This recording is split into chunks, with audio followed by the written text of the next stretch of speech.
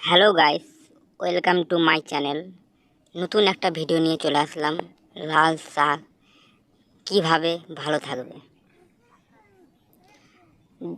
পোকা লাগবে না, বীজ করতে হবে। সেটা হচ্ছে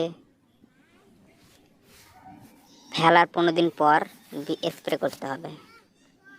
স্প্রে না করলে পাতাগুলো ছিদ্র হয়ে যাবে এবং পোকা লেগে যাবে। এটাই মূল কারণ। পোকা লেগে গেলে বাজারে আর বিক্রি হবে না, কেউ পছন্দ করবে না। বুঝতে পারছেন? দেখুন কি কি বীজ দেবেন।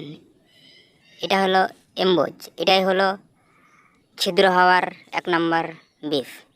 এটা মারলে একদম ভেনিস। এর হচ্ছে রিভাইভ পাউডার। এটা হচ্ছে ম্যাক্স, মানে মোটা হবে, তাজা, খুব সুন্দর মোটা এবং লম্বা হবে।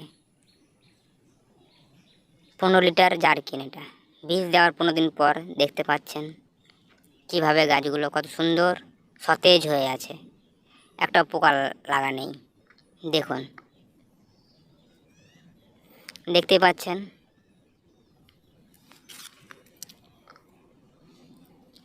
বীজ দিয়ে স্প্রে না করলে পোকা লেগে যাবে, গ্যারেন্টি। দেখুন কত পোকা লেগে গেছে, ছিদ্র ছিদ্র করে দিয়েছে পাতাগুলো। এগুলো বাজারে আর বিক্রি হবে না, এগুলো ফেলে দিতে হবে। বুঝতে পারলেন গাইস?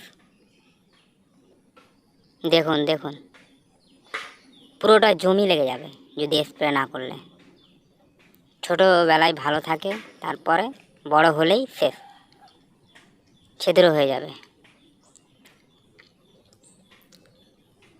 অনেক পোকা লেগে গেছে, এই পোকা আর ছুটবে না, বিষ মারলেও ছুটবে না। আর পোকা লাগার আগেই মারতে হবে বিষ, তাহলে পোকা লাগবে না।